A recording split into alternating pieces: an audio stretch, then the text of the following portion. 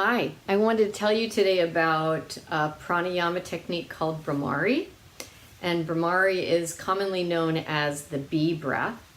Just as a reminder, when we work on pranayama, I love the translation, the Sanskrit translation of pranayama. So we have all heard the word prana, and prana means life force. And yama means to extend. So that when we do pranayama, we're actually working on extending our life force. And what a wonderful image that is, to make ourselves more vibrant and alive and healthy. So today, I'm telling you about Brahmari Pranayama, really powerful, wonderful breath for many reasons. So to make a long story short, there's something that sits up in your sinuses called nitric oxide. It's natural, it's good. And when we nose breathe, that nitric oxide gets released into the body, and it has all sorts of benefits, which I'm going to read some of them to you. I don't have them memorized. But here's the long list. It regulates vascular tone and blood flow. It delivers oxygen to the mitochondria for energy production. It supports healthy blood viscosity, that's the thickness of the blood. It supports healthy arterial lining, preventing cardiovascular disease. It generates antioxidants for repair. It supports healthy blood sugar and better insulin sensitivity. What a powerhouse, eh? It lowers BMI, the body mass index. Can you imagine that just from breathing? These things that the body has naturally in it. It regulates brain blood flow and neural plasticity. We all need that as we age. It supports cellular immunity, regulates and lowers blood pressure, regulates gastric motility. That's the the elimination cycle in the body, and it supports healthy endothelium. That's the blood vessel lining.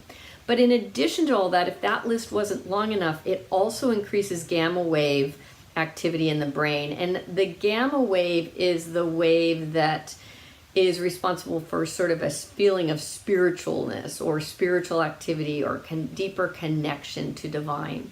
So we see gamma states in universal love, altruism, philanthropy,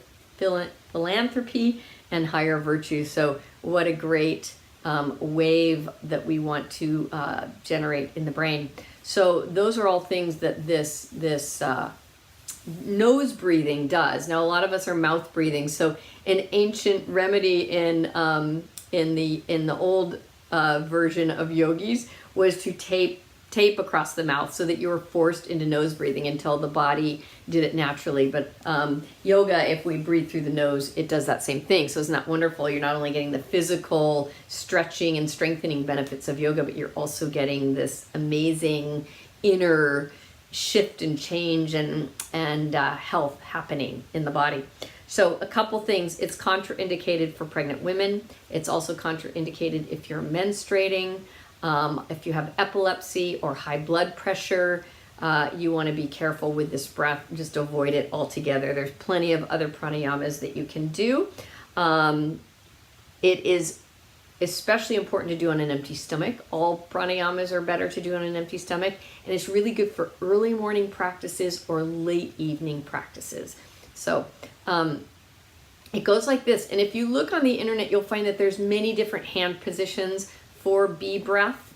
I'm going to show you the one that feels most comfortable to me, and I'm doing a 30-day bee breath personal challenge, and I invite you to join me just to see if 30 days of doing this for 10 minutes a day is the optimal. I know that seems like a long time. You can build up to it. You don't have to do it all at once, but I'm working on 10 minutes a day for a month, and just to see what I notice. So join me if you'd love. But the thumbs go into the ears, so you want to plug the ears. Don't do that yet because you got to hear the rest of my directions.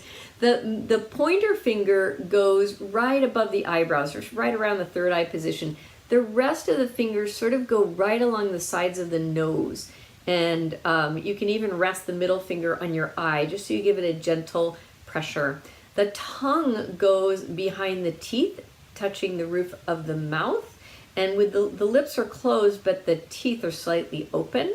And then you're going to take a big deep breath in and lengthen your spine. Come up to a nice tall sitting position. And then as you exhale, you're just going to hum.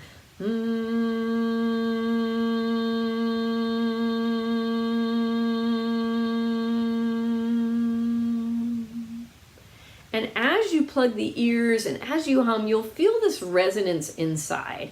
And what's optimal is to try to feel the resonance in your brain, but also in your heart. So if you can find a tone that brings those both together, it's also really optimal. It causes this synchronizing with those two organs, which are wonderful to bring together, the intellectual mind and the feeling mind. We want that.